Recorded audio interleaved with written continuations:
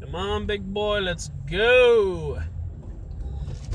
Hello, ladies and gentlemen. Bowmaster619 here. Another beautiful day in colorful Colorado. There's apparently nothing I can do to help with that glare currently, so I apologize about that.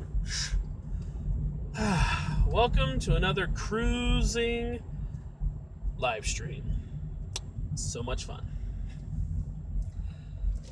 So, I just finished an event up here in Denver, a massage event. It was for a health fair, actually. We had a bunch of different booths set up. Unfortunately, I didn't get to look at very many of them. But I was able to put through quite a few good massages today. I think I capped out at about 15. Now, I am talking chair massage, not table massage, but either way, it was a lot of fun. Very interesting work environment. It always is when you go to these big events rather than the ones they have up in the towers and skyscrapers and such. Those are a little bit more personal, whereas this one was kind of, hey, I signed up. Yep, go talk to these people. All right, you're good. Let's go. So, lots of fun. I really do enjoy my job. I mean, it's the whole reason I went to school in the first place, you know? If you're not going to enjoy something, why would you dedicate so much time to it, you know? See, there's someone here on the live stream. Hello, nice to see you. Now, I was just kind of thinking to myself, the intricacies of the human vocal cords, as well as just the human voice itself, and some of the incredible things that it's capable of doing. You know, with my voice personally, I have noticed that first thing in the morning, I can actually hit some fairly decent baritone to bass notes, whereas once I actually get woken up and my voice starts to warm up, I can't really hit those deep notes nearly as well. You know, I can still kind of get them, but it doesn't sound nearly as good as it does first thing in the morning. And I've also noticed that either when I am pretty sick or when I am really tired, you know, sometimes my voice gets really gravelly and kind of, I'm not really sure how to describe it, but I sound kind of like whichever actor it was that used to play Wolverine in the old X-Men series. It sounds a little bit like that. I'm not going to claim to be nearly as good as that guy, but that's kind of what my voice sounds like in the evening. You know, so I just find it amusing, some of the different things that the human voice is capable of doing, and how even something as simple as different times of day can yield different results with how your voice sounds.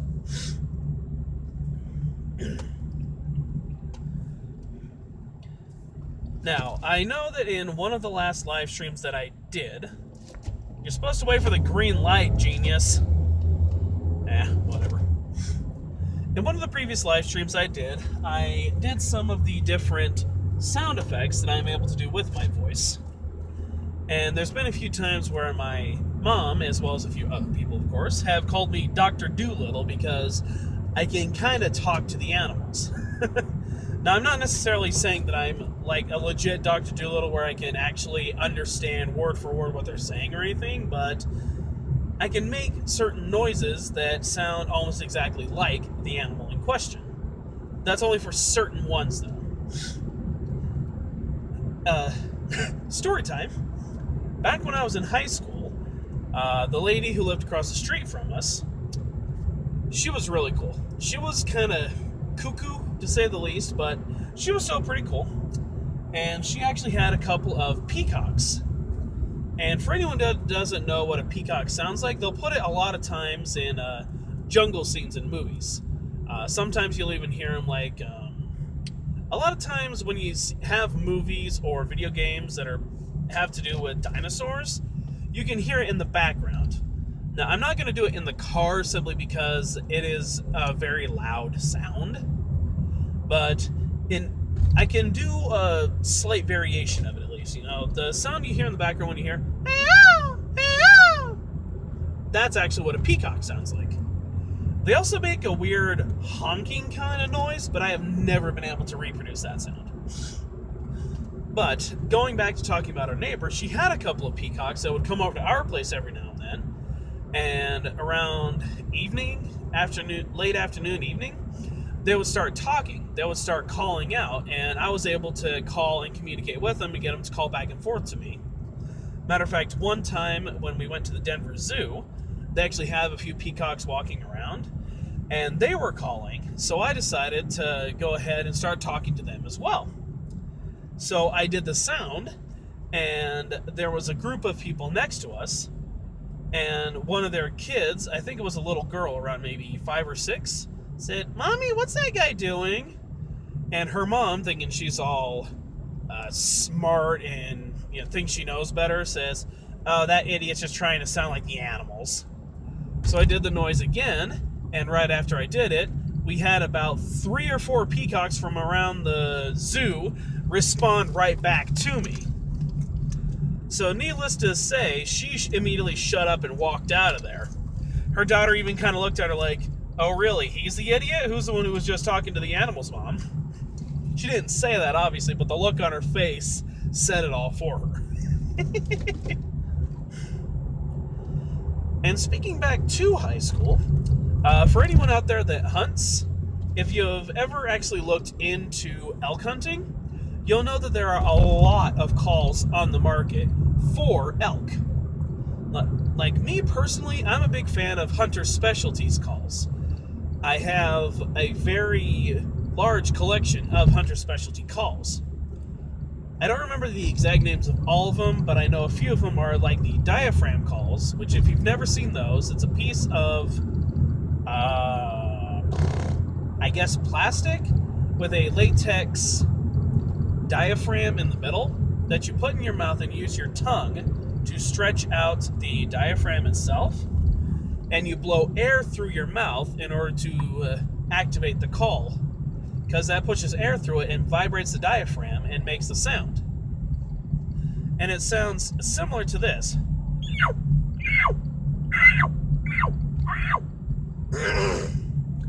My voice isn't terribly warmed up, so I apologize if that didn't sound quite as good, but you get the idea.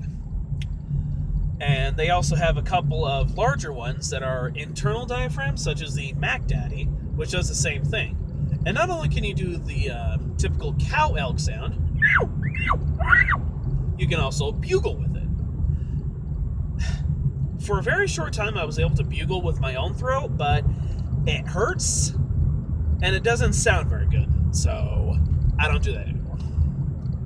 But there are a few more, like the estrus cow call, the fighting cow call, and the lonesome cow call. And those ones have a bit more distinguished sound because they use a mylar reed rather than a latex diaphragm. And those sound similar to this.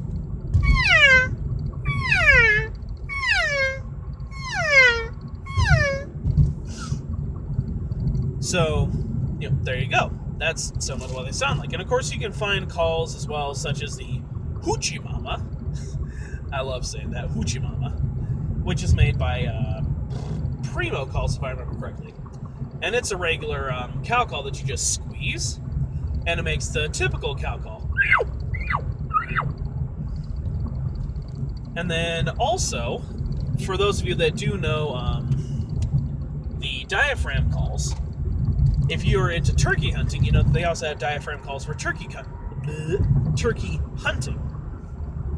And for anyone who's heard turkeys, they of course make the usual kind of sound, though not quite that ridiculous, but you get the idea. And they also make kind of a whining sound.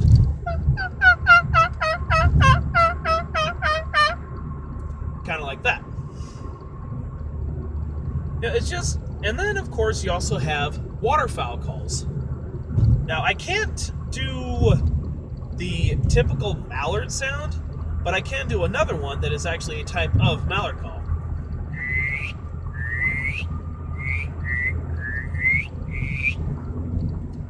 And then of course you also have ducks like teal. Or that might not be the right one. I can do the cricket sound too.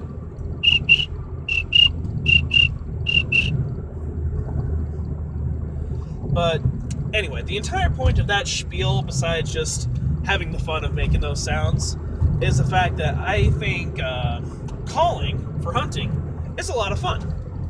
You know, you can actually make it an entire game. And that's part of why I do enjoy it, is because you literally can turn something like hunting, which at some points can be kind of boring, honestly, and turn it into a game. And for those of you that are a little more vocally skilled, I guess you could say, you don't even necessarily need the calls. You know, for some things, obviously, if you're not quite as vocally inclined, Dark Ascension. Hello, welcome to the stream.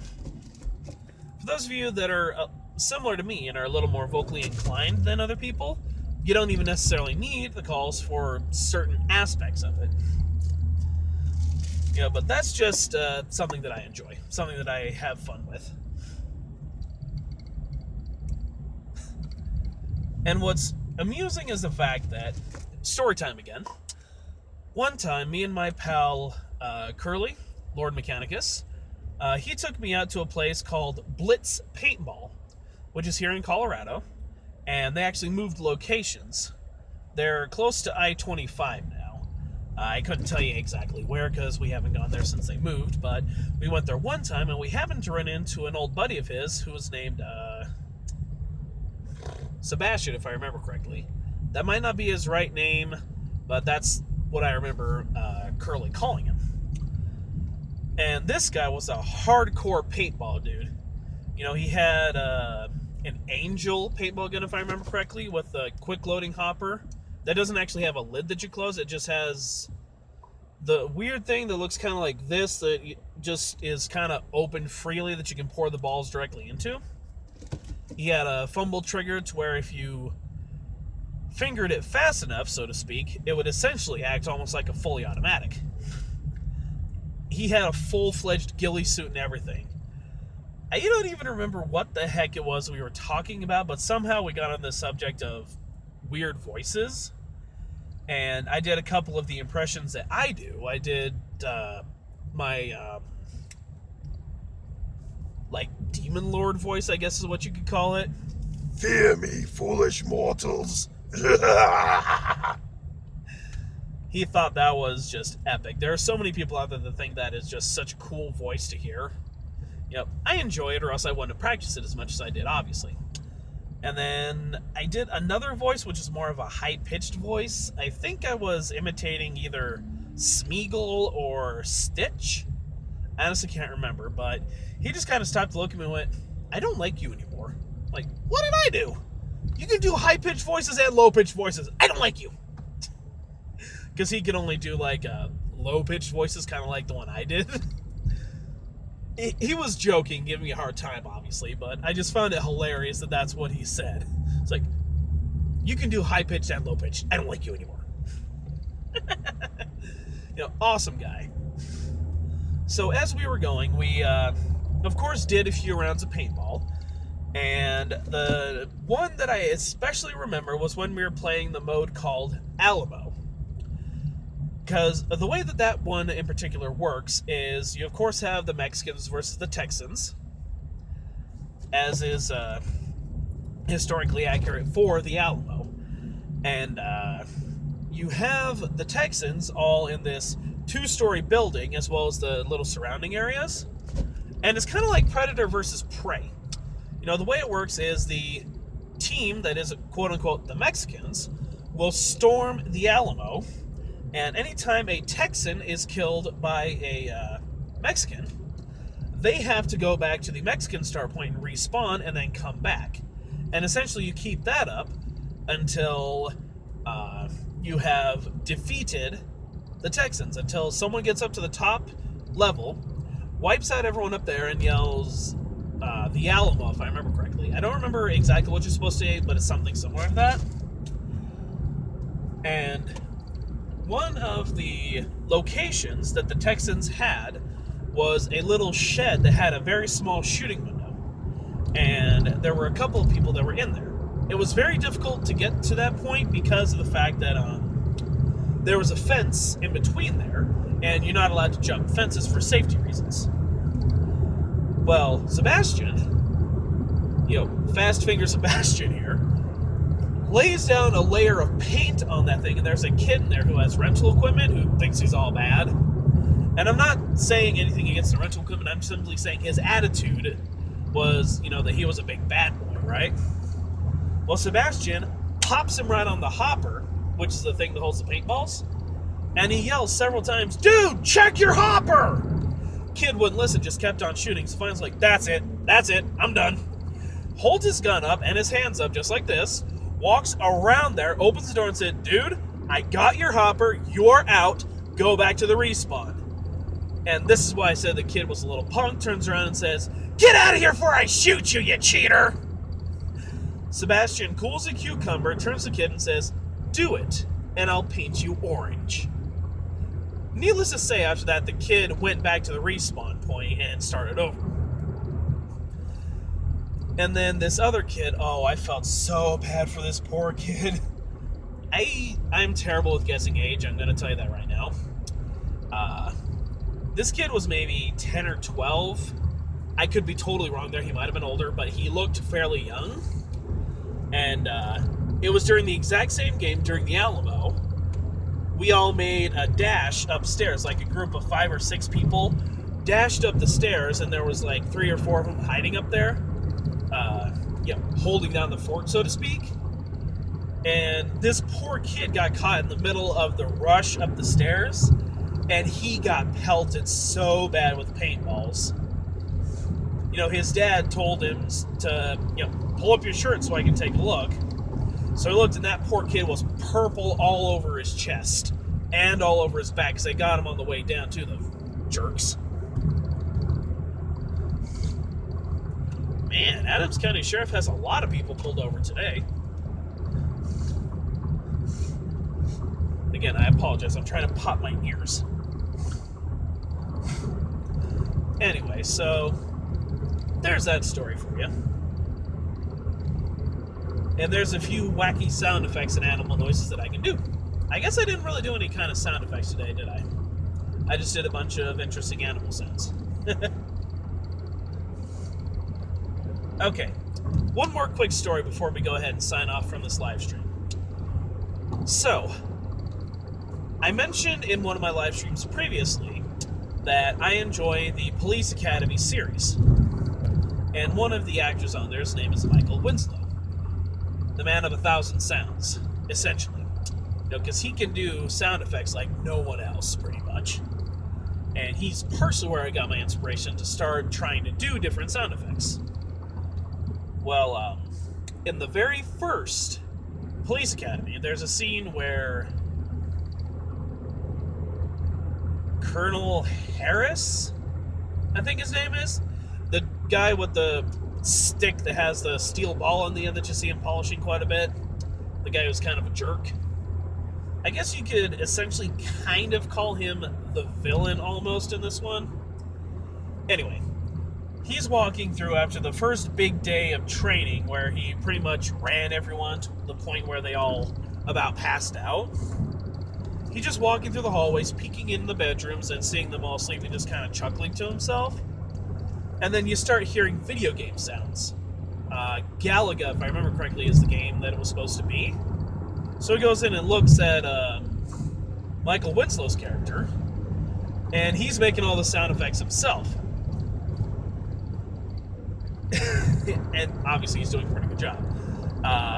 Look it up if you haven't seen it before. It's hilarious. But as he's sitting there making the sound effects, the guy's just kind of like, what the heck is this guy doing? And then just kind of leaves because, like, whatever. Well, it was right after I had watched that movie a couple times. We were heading over to my friend Curly's house. And in the part of Longmont that he is close to, there is a Murdoch. For those of you that don't know what Murdoch's is, it's a mercantile type store. It was a really neat game store. GameStop kind of store thing. And they had an old school arcade in there with a bunch of really old games like Donkey Kong, Galaga, shooting game. ones where they're actually fixed to the thing that you have to turn them and rotate and all this to shoot with. That was 2 in. So after just watching that movie and getting a little practice in, I went to the other side and started imitating the now simply because I haven't had any practice and it sounded like crap. But I suppose I could give it a try. Anyway, I go over there and I start imitating the game. And these two guys that were playing the other game knew full well that it was unplugged. Looking around, look at me and look at the game, and then look back at me.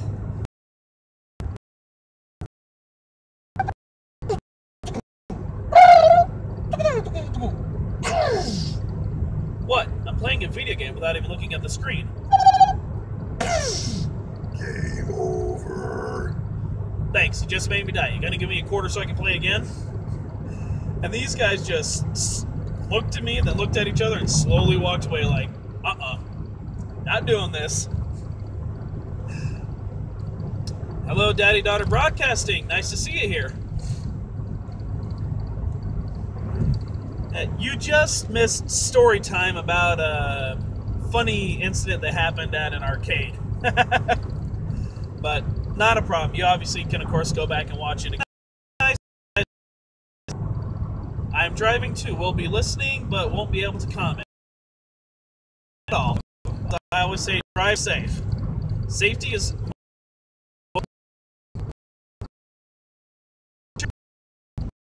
Let's get your vlog up and running. Post on Facebook. A lot of buffering. Yes, unfortunately, the area that I'm in doesn't have the best signal again. I'm going down I-76 right now, and the signal isn't the best, but hopefully I'll hit some areas that have better connection. If not, go ahead and be signing up. Connection, it just disconnected, so unfortunately I think I'm going to go ahead and wrap up this live stream here. I mean, it seems like we have pretty good connection now, so maybe I'll go ahead and keep going. If it gets bad connection again, I'm going to go ahead and sign off. But for now, it seems to be running fairly smoothly, so...